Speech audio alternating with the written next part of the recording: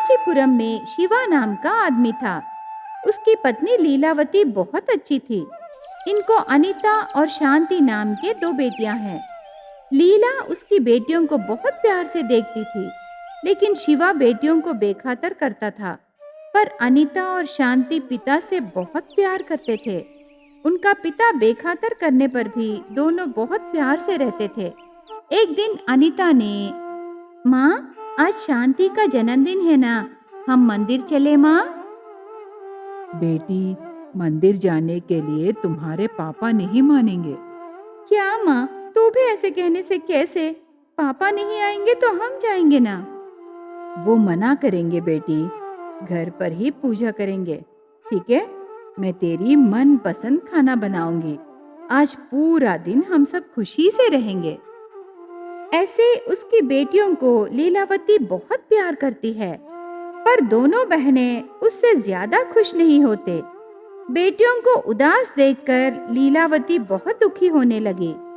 माँ को देखकर अनीता और शांति भी उदास हो जाते हैं। क्यों रो रही है माँ? हम मंदिर में नहीं, घर पर ही रह के पूजा करेंगे ना। तू भी बोलना बहन। हाँ माँ, हम घर पर ही पूजा करेंगे। पापा मना करने से क्यों जाएं? बेटियों की बात सुनकर लीलावती और दुखी होने लगी। मेरी बेटियां तो हीरे हैं, हीरे। तुम दोनों लड़कियां हो ना, इसीलिए पापा तुम्हें बेखातर कर रहे हैं, क्योंकि तुम्हारे पापा को लड़के पसंद हैं। उनकी इच्छा के विरुद्ध लड़कियां पैदा होने पर गुस्सा बढ़ा लिए बेटे, इसीलिए वो तुम्हें बेखातर कर रहे हैं। मुझे माफ करो, मैं तुम्हें दुखी होते नहीं देख सकती बेटी। ऐसे लीलावती सच्ची बात बेटियों से कह के उदास होके रोने लगी। माँ को रोते देखकर पिता का असली रूप जानकर दोनों बहनें और दुखी होने लगे। उसी समय लीलावती की तबीयत बिगड़ जाती है। वो बिस्तर पर पड़ जाती है। उस दिन रात को शिवा घर आकर बिस्तर पर रही लीलावती को देखता है। उससे वो ठीक से नहीं सोता। अगले दिन सुबह वो कांता को घर ले आता है। अनीता और शांति सोचते हैं कि कांता घर में काम करने आई है, पर वहाँ कुछ और ही होता है। देखो, तेरी माँ से शादी करके मुझे बहुत नुकसान हुआ। मैं खुश नहीं हूँ। इसके अलावा मुझे वो लड़के भी नहीं दी। मैं तो बस इस घर में हूँ, पर खुश तो बिल्कुल नहीं हूँ। और अभी तेरी माँ की तबीयत भी बिगड़ गई। अब बस मुझसे और नहीं होगा। मुझे तुम्हारी जरूरत नहीं है। मैं खुशी से रहना चाहता हूँ। अभी तो तुम बड़े भी हो गए, शायद तुम मेरी बात समझ रहे हो ना? समझ सकते हैं पापा। मैं इस कांता से शादी कर लिया। मैं इसी के साथ रहना चाहता हूँ। अब तुम दोनों तुम्हारी माँ को लेकर यहाँ से बाहर चले जाओ। बस मुझे आराम से जीने दो। ऐसे शिवा कहने पर दोनों बहनें बहुत दुखी होते हैं, पर वो दोनों पिता को एक जवाब भी नहीं देते। लीलावती को लेकर उसी समय उस घर से बाहर आ जाते हैं। उनके रिश्तेदार भी नहीं रहते और मदद करने वाले भी कोई नहीं थे। कुछ समझ में नहीं आता। बेटियों को देख के लीलावती परेशान होती है। अभी के अभी बाहर आ गए, अब हम कहाँ रहेंगे बेटे? मदद करने वाले एक भी नहीं है। मौसम बहुत ठंडी है, शाम से ही ठंड शुरू हो गई। हमें बहुत मुश्किल होगा बेटे। चलो घर चलते हैं, तुम्हारे पापा को ही मना लेंगे। ये क्या माँ, ये कैसी बातें कर रही है? बेटियां पैदा होने से वो गुस्सा होने लगे, तुम्हें मार रहे हैं। ऊपर से वो दूसरी शादी करके उसे भी घर ले आए। उनके साथ कैसे रहेंगे माँ? पापा का असली रूप जानकर इतने दिन तू खुश कैसे थी माँ? आज पापा की बातें सुन के हमें बहुत गुस्सा आया, पर उन पर रहे प्यार से हम चुपचाप रह गए। बेटियां पैदा होने से क्या हुआ? वो हासिल नहीं कर सकते क्या? अरे शांति, अभी वो सब बात करने का समय नहीं है। रात को ठंड बहुत पड़ेगी, हमें रहने के लिए जगह ढूंढना है शांति। हाँ दीदी, ठंड बहुत पड़ेगी ना, तो क्या हम किसी के घर चलें? नहीं तो पुराने घर रहते हैं ना, वहाँ रहें। ऐसी जगह रहने से बहुत खतरा है बेटी, कहीं और देखो ना। दोनों जाकर रहने के लिए कोई जगह तो देखो। ऐसे लीलावती कहने पर अनीता और शांति दोनों जाकर रहने के लिए जगह देखने लगे। बहुत देर बाद दोनों वापस माँ के पास आते हैं।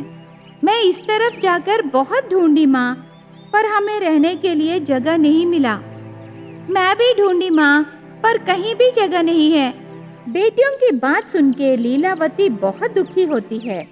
इतने में लीलावती को एक जगह याद आती है। गांव के बाहर खेत के पास रहे बड़ा पाइप याद आता है। उसकी बेटियों को वो पाइप की बात बताई। अनीता और शांति उस पाइप में रहने के लिए मान जाते हैं। सब वहां जाते हैं। इतने में शाम होती है। ठंड बढ़ने लगी। बाप रे, इतना ठंड सहना बहुत मुश्किल है माँ। आज तो बहुत ठंड लग रहा है। लगता है हम यहाँ रहना भगवान को भी पसंद नहीं है, इसीलिए ठंड से हमें परेशान कर रहे हैं। ये क्या कह रही है शांति? हर किसी को जीने का एक उद्देश्य होता है। भगवान यूं ही किसी को पैदा नहीं करते। तू ज्यादा सोचना बंद करके सो जा। उसे नींद कैसे आएगी माँ? हम यहाँ रहने आ गए, पर खाने के बारे में नहीं सोचे। खाली पेट शांति को नींद नहीं आएगी ना? कोई बात नहीं दीदी, पापा की बातों से मेरा पेट भर गया। मुझे भूख नहीं है दीदी। हे भगवान, मेरे बेटियों को भूखी रखी। मुझे माफ करो बेटे, माफ करो। ऐसे लीलावती कह के रोने लगी। इस तरह तीनों बहुत उदास होकर उस दिन रात को वहीं पाइप के अंदर सो जाते हैं। रात भर वो ठंड से कांपते रहे। अगले दिन उस रास्ते से एक भिखारी गुजरता है। अनीता और शांति को देखकर भिखारी शॉक हो जाता है। अरे, आप यहाँ क्यों हो? क्या करें, हमें घर से निकाल दिए, इसीलिए हम यहाँ हैं। आज से हम यहीं रहेंगे। अब प्रश्न ही करते रहोगे या जाओगे भी? वहाँ कांतम्मा रहेगी। तुम तो वहाँ मत जाओ, तुम्हें 1 रुपए भी नहीं मिलेगा। भिखारी उनकी बातें सुनने के बाद वहाँ से निकल जाता है। जाते जाते एक बात कहकर गया। देखो बेटे, इस इलाके में खजाना छुपा है। मैं तो यहाँ के लोगों से बहुत कहानियां सुना। बहुत सारे लोग उस खजाने को खोजने का प्रयत्न करके वापस चले गए, पर किसी को भी नहीं। ये देखो, ये बड़ा पाइप है ना, कुछ दिन पहले ही इसे यहाँ लाए। आप यहाँ जरा संभाल के रहिए। इस थैली में खाने के आइटम्स हैं, आप खाइए। भिखारी ऐसे कह के थैली वहां रख के चला जाता है। अनीता और शांति वो खाने के आइटम्स लेके खाने लगे। लीलावती भी खाती है। उस दिन रात को दोनों बहनें नहीं सोते। दोनों खजाने के बारे में ही सोचते हैं। उस दिन रात को ठंड में दोनों चारों ओर देखते हैं। वहां उन्हें एक पुराना कुआं नजर आती है। उस कुएं में रही पानी बहुत चमक रही थी। मुझे यकीन है बहन, खजाना इसी में है। पानी चमक रहा है ना दीदी, तो जरूर इसी में खजाना होगा।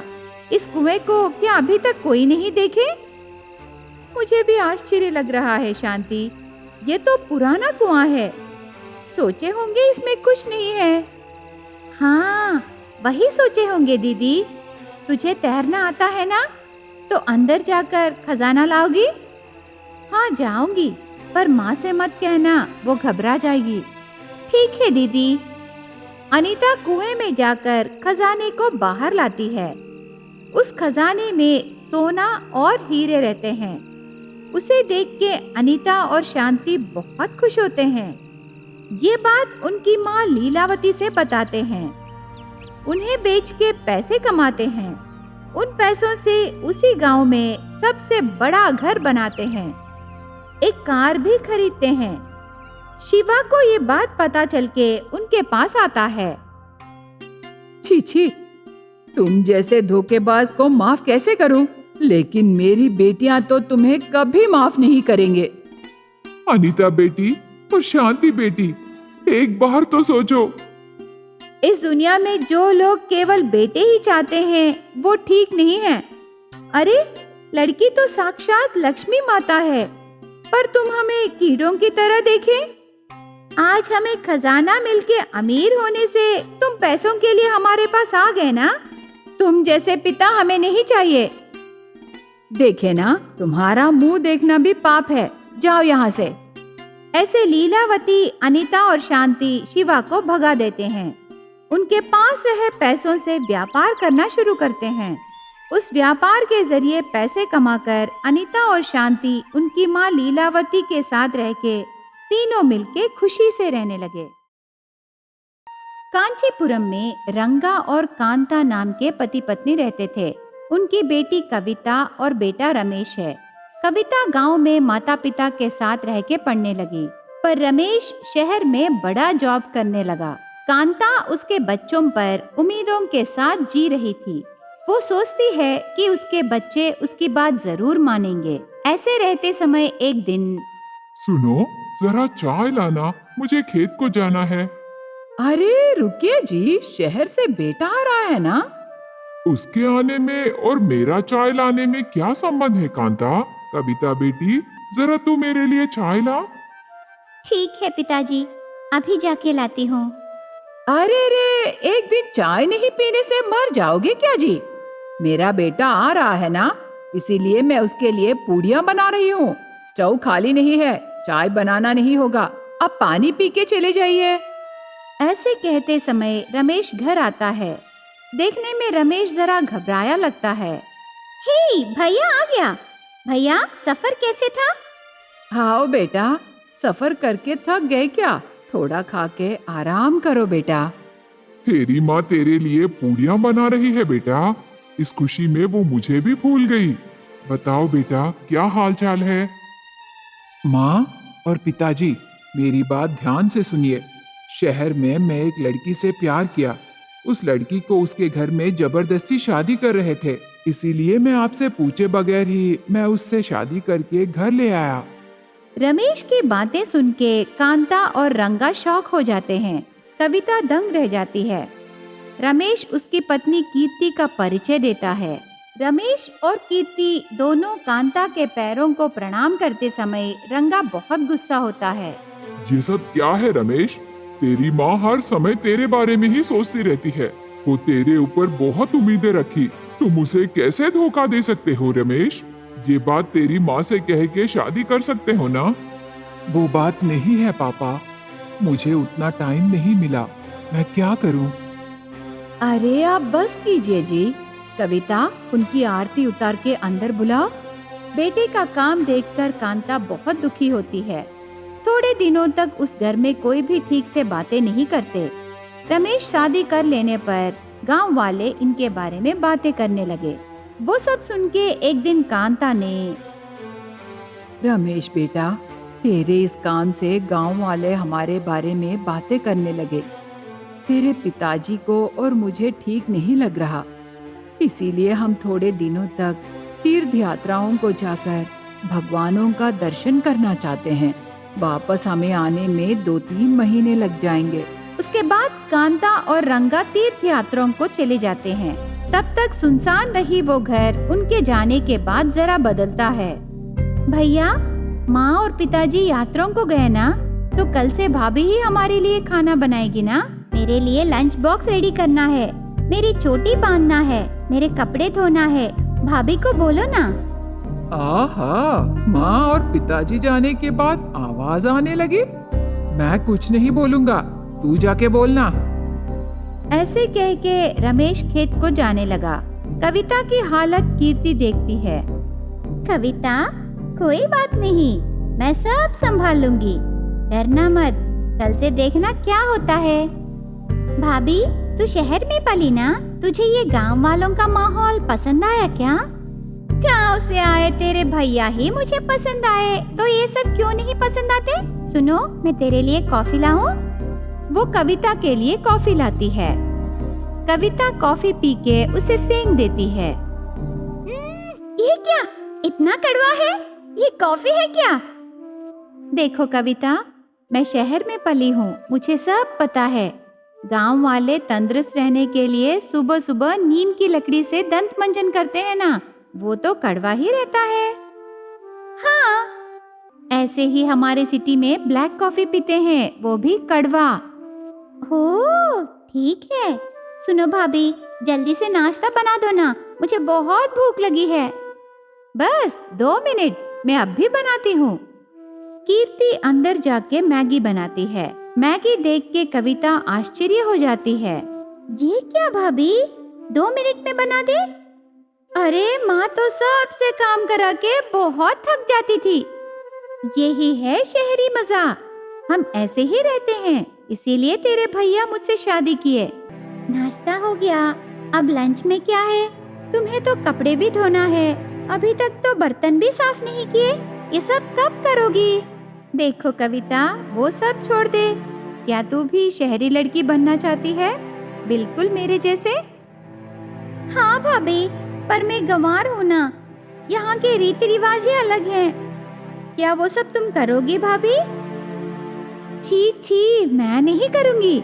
लेकिन तुझे शहरी लड़की बनने के लिए बहुत बदलना पड़ेगा, बहुत सारे काम करने पड़ेंगे, तब तुझे सब अलग से देखेंगे। कॉलेज में भी तेरे लिए बड़ी बड़ी बातें करेंगे, देखते रहना, तेरा अच्छा नाम होगा। सच? तो क्या करूं भाभी, जल्दी बताओ ना, मैं अब भी करती हूँ।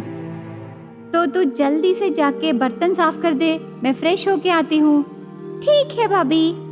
कविता बर्तन साफ करना शुरू करती है। कीर्ति अच्छे से नहा के रेडी होके आती है। रेडी हुई कीर्ति को देखकर कविता आश्चर्य हो जाती है। इतनी सुंदर कीर्ति को देखकर वो दंग रह जाती है। भाभी, मैं पूरे बर्तन साफ कर दी, तू तो बहुत सुंदर लग रही है, तो कपड़े कैसे धोगी भाभी? वो सब मैं देख लूंगी, तू जाके कपड़े धो दे। मेरे जैसे सुंदर लड़की बनने का सीक्रेट मैं तुझे बताऊंगी ना। हो, सच भाभी? तो मैं जल्दी जाके कपड़े धो के आती हूँ, तू जाके खाना बना दे। उसके बाद कविता कपड़े धोने लगी, लेकिन कीर्ति बहुत चालाकी से बिना काम किए कविता से ही घर के पूरे काम कराने लगी। बेचारी कविता शहरी भाभी की चालाकी समझ नहीं पाई। सारे कपड़े धोने के बाद कविता किचन में जाती है। किचन पूरा गलीज रहता है। वो सब देखकर कविता को बहुत गुस्सा आता है। ये क्या भाभी, अभी तक साफ नहीं की? मुझे कॉलेज आने का टाइम हो रहा है, भैया भी आने वाला है, खाना नहीं बनाने से वो डांटेगा। तेरे भैया को मैं देख लूंगी ना। अरे ये क्या, कॉलेज आके पढ़ने के दिन नहीं है ना? शहर में तो घर में ही रहते हैं, सिर्फ एग्जाम्स को ही कॉलेज आते हैं, पता है? सच भाभी, बताओ ना, क्या मैं भी ऐसे कर सकती हूँ? मेरे कॉलेज में मास्टर जी हर रोज डांटते हैं भाभी। मेरे दोस्त हर रोज अच्छे से रेडी होके आते हैं। मैं भी रेडी होके जाना चाहती हूँ, पर माँ नहीं मानेगी। घर पर रह के पढ़ना बहुत अच्छा रहेगा ना?